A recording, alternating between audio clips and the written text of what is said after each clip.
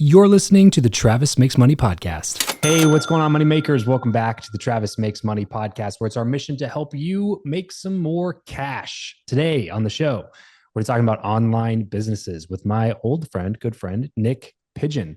Niyc is an award-winning positive psychologist, TEDx speaker, eight-figure business mentor, and best-selling author of the books Now Is Your Chance, One More Day, and Unstoppable Success. She's the founder of the Positive Psychology Coach Academy certification program and has built multiple multi-million-dollar offers, and now is on a mission to help 1 billion people become more mentally healthy. But before we get into this conversation with Niyc, if you're tuning in and you're wondering how I go about building relationships with people like her and some of the other awesome people I've had on this show or my other show, Travis Makes Friends, it's through the podcast. The podcast has been the ultimate tool for me. So if you are a 7, 8, or 9-figure business owner and you're curious how a podcast might be able to help you create a better business, maybe build a better personal brand, grow an audience, sharpen your expertise, maybe even make some sponsorship dollars along the way, I'm doing 1 or 2 one-on-one coaching spots right now. So for anybody who's been looking to do that, travischappell.com/coaching, there's a quick application right there you can fill out, and we'll jump on a call, see if it might be a good fit to work together. travischappell.com/coaching.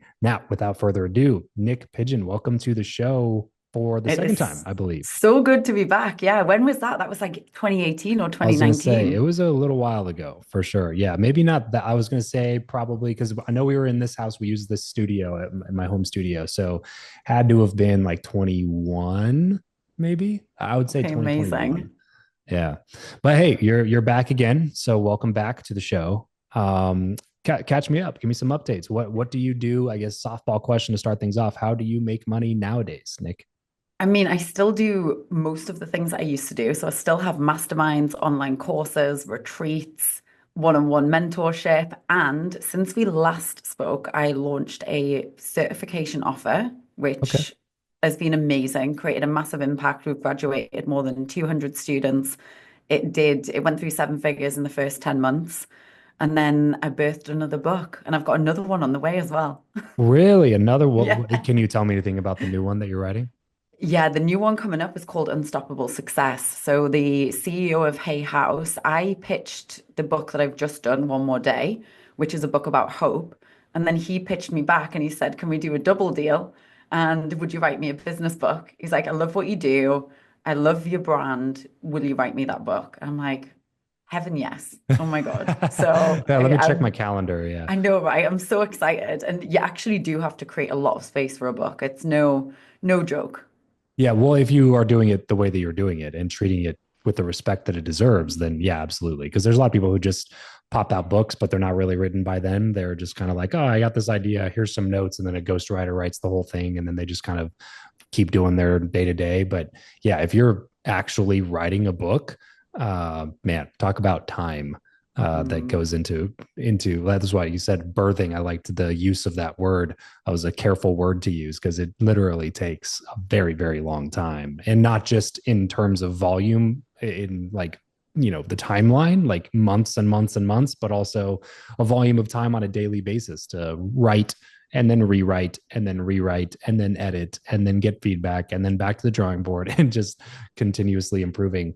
But that compared to all the other things that you spend your time doing, Niyc, where would you rate that in terms of like enjoyment for you? Great question. I love it. Like, I feel like I'm a writer and a speaker at heart.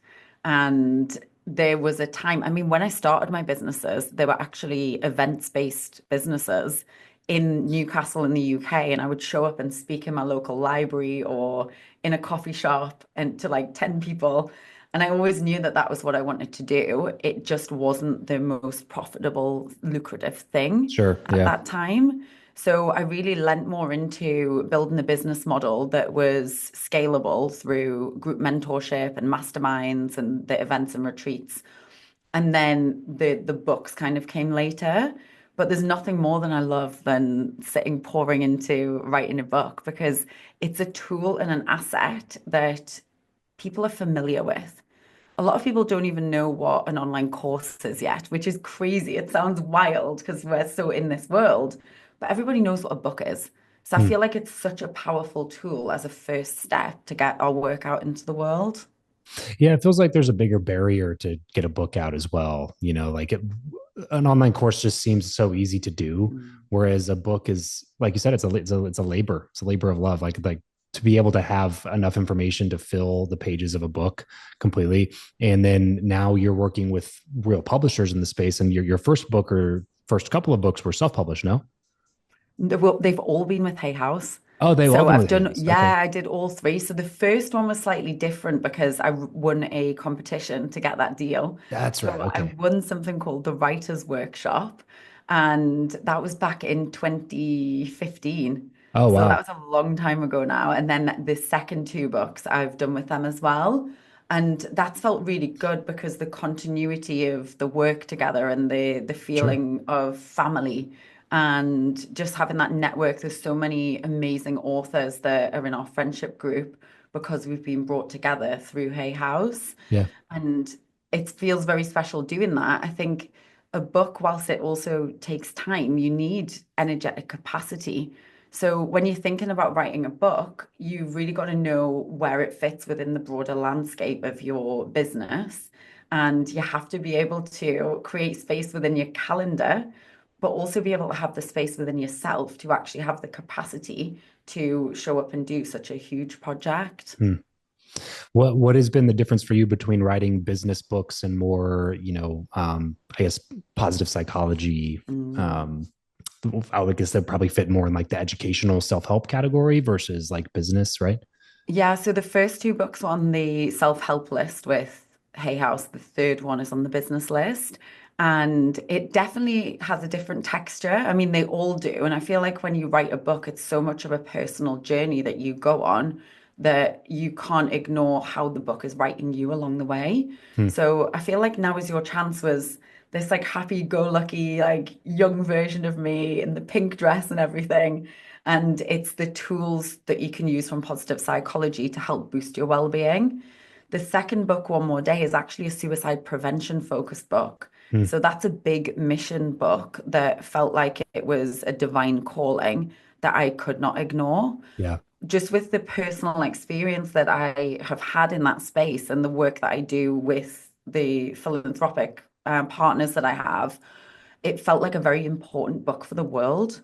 So that was like a book that was channeled through me. And then the business book, I feel like I could write in my sleep. And I said that to my publisher because when we're writing copy for sales pages or when I'm coaching for 5,000 hours and I've helped 10,000 businesses scale, it's like you're living and breathing the work every single day. Yeah. So it feels very easy. It feels a lot more practical and tactical to download a business principles book than it did to kind of birth a suicide prevention book for the world. Yeah. Well, yeah, it's like it's just way more like accessible information. Like Mm, when you're trying to put out some piece of work like the suicide prevention thing, like it feels like a spiritual journey mm, almost to try to deal with a topic that's that heavy, that's that big, that is that meaningful to people. Whereas the business side is like to go from that to the business one has got to be just almost a completely different writing process. I imagine, and I say all this like I'm a published author, but I'm not. But it's just these are the conversations that I have with myself because I keep going back and forth on. I know I want to write a book, and now I'm just kind of like trying to think, well, what would I really be proud of, and what would it look like, mm, and what would people really want to download from the things that I've learned, type of a thing. So that's why I keep asking more questions about it because it's something that's super interesting to me at the moment. But I do want to get into more of the money making conversation here. Talk to me about the first dollar that you ever made online. Tell me that story. I thought you were going to say the first dollar that I ever made, which would have been ironing my dad's shirts Perfect. badly, Even better. badly. Badly. Yeah. Yeah. Good qualifier. Um, the first dollar that I made online was actually from a supplements company. And it's interesting because I've kind of come full circle with that and I'm looking at doing something in that space all over again. That business was started around about 2009 because I'd read Tim Ferriss's 4 Hour Work Week Yep. and I learned about drop shipping. I was like, hang on a minute, there's a way to make money without trading time for it. So I researched all of the different products that I could potentially drop ship, and I brought a green juice powder across from America to the UK, where I'm from, and set up a business selling green juice powder. like a superfood powder, which is everywhere now. But at the Yeah. time, it was like the first thing of its kind. And everyone was like, oh my God, this is so weird and it tastes so bad. But I kind of saw something and built my website myself. And then I had my first, it was like £39 that came in without me having to do anything.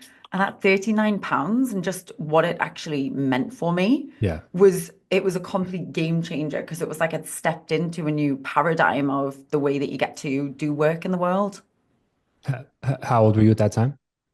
So I'm 37 now. That was what, 15 years ago? Okay. So, or So early 16 20s. years ago. Yeah. Yeah. So 21. that first dollar that you make online is so underrated because it's not about the dollar. It's not about the dollar amount. It's not about what you sold. It is literally just a matter of belief, which is something that you obviously talk a lot about with your background in psychology. So tell me what the importance was in that moment for you when it came to believing that this was actually a path that was possible. I think it was excitement that I felt like I really felt like I was excited about the potential vision and having the proof of concept from someone who'd been there and done it before. Like we get that whether it's from a friend or a peer or a mentor or from a book like I did. So I think I had this kind of hopefulness that this was going to work.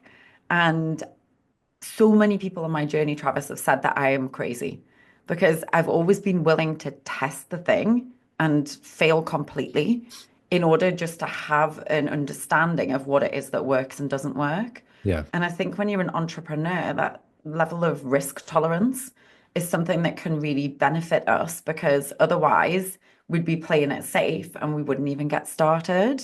So I really had to lean into the psychology side and the mindset side and the inner grit and resilience and belief to get past everyone who was being negative around me that was like, why are you doing this thing? It makes no sense. Yeah. And I've always done really well with taking the things that somebody says to me, like one single sentence that is positive and holding on to that inside of me and using it as a force to run with. Hmm. So, for example, my friend Steph, her mum, she's a friend from high school. Her mum and I worked together, and she was the first woman entrepreneur that I ever met. So I had her as a reference point. And I remember her saying to me once, Nicola, you are brilliant. You are brilliant. You are always going to be successful. So I took that feeling and that essence and that belief and I borrowed it from her and I instilled it in me. And I hold that as truth even to Hmm. this day. How important is it in your view to get people like that in your life, especially early on when you don't really have a lot of those beliefs? And like, because it's easier now, right, Nick? Like you now have 17, 18 years of proof Mm. that you know what you're doing, that if I take this big risk, it'll probably work out in some regard, some way, some later on down the road. Even if there's failures along the way, even if my path is blocked, even if there's obstacles, I now have enough proof. I now have enough confidence. I've been there, done that. I bought the t-shirt 3 times over. I know that if I take this path, there's something to be gained from it. But when you're first starting, you don't have any of that to go. You don't have the personal experience. You don't have you're probably the opposite. It's probably a lot of imposter syndrome that's driving a Mm. lot of your decision making. How important is it to fill your life with as much as you can with people who will instill that belief in you from their perspective instead of you just trying to force yourself to believe it when you don't actually believe it? It's vital, and it's vital at any stage. And I'm sure so many of your listeners get it from you here on the show. They feel a certain sense of invigoration that they get to walk away with because you have told them that they can do it, and here's how to. I think that when you start, you have a real different sense of hunger. I feel like if I look back at when I was starting in business, I would do anything. I'm like, I would do whatever it takes to get the result that I wanted. Hmm. And I always say that just because you make a certain amount of money, it doesn't mean that you stop getting challenges. It doesn't mean that you've got it all figured out. Yes, you've got more evidence and you've got more of a understanding of your strengths and what it is that works for you and how to apply that. But I feel like as you grow a bigger business, you also get bigger problems and bigger risks.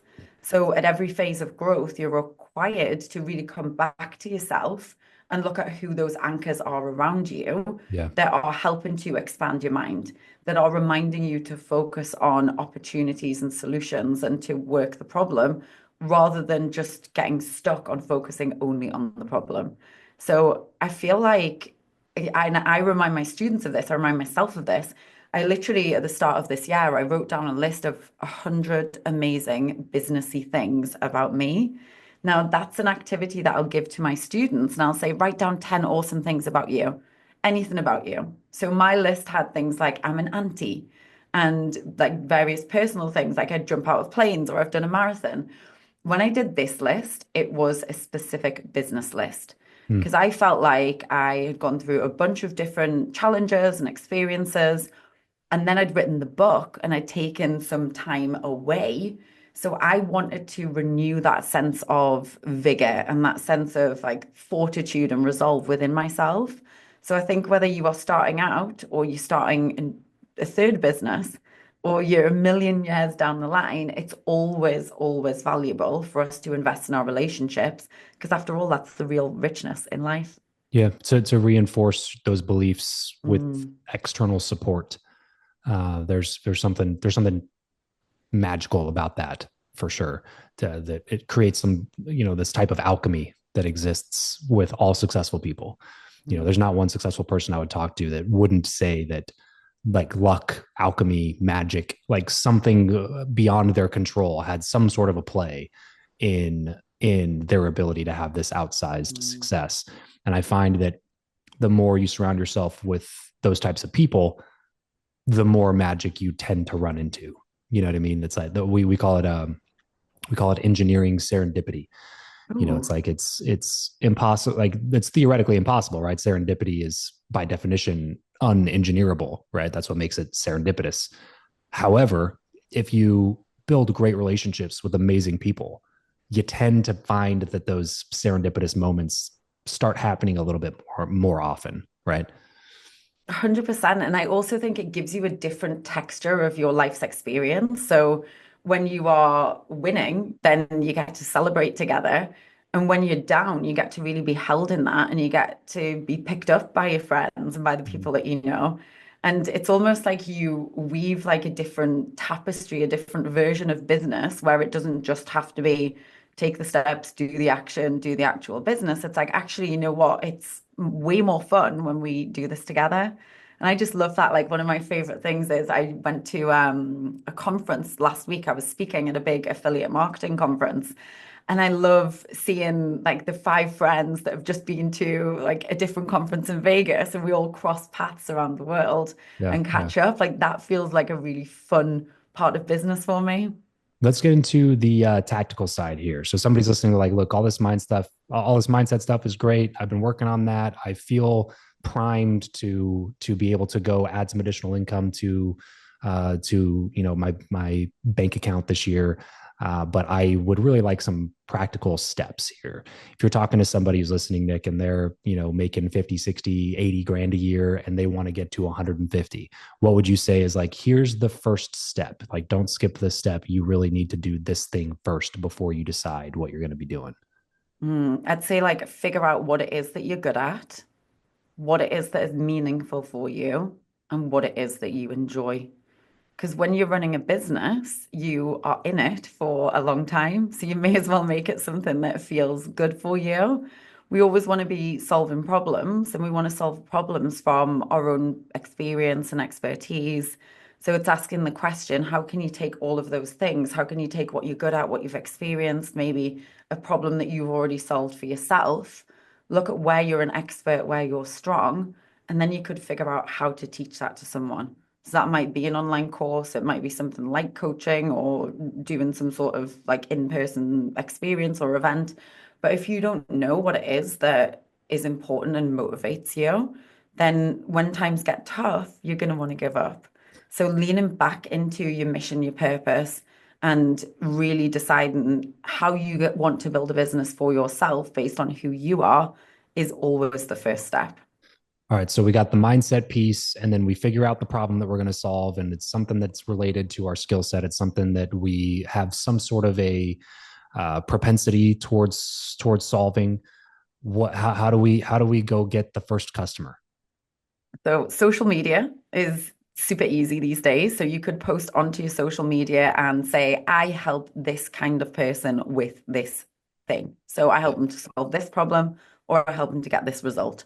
So we have done that traditionally on Instagram stories. That's one of my favorite platforms with a call to action to send in a keyword. That opens up conversations. And I really love that because when you're in a DM conversation, you can discover so much about your ideal client and what it is that they need. So it's almost like you get market research for free, Yeah. whether you make the sale or you don't make the sale. You could also, if you don't have a big social media following or you don't have your ideal client on there, go and ask people who you feel like would be your ideal client. So when I first started my business, I had a tiny little mailing list of 580 people who were people from Newcastle. But I thought, you know what, I'm going to go there first because it's like an asset that I've already got. It's where the energy already is. And I'm going to send an email to that list and I'm going to make an invitation for them to book in a call with me to do some private one-on-one coaching. So I got a bunch of calls booked in. That's how I made my first few sales. And then I committed to do a really good job, to get really good student results. Yeah. Yeah. And then what happened was those first people went and told more people. And my first month in that business was $35,000. $35,000 Mhm, first month. mhm. How many years into like building businesses was this for you? I had spent at least 5 years doing it completely wrong. Okay.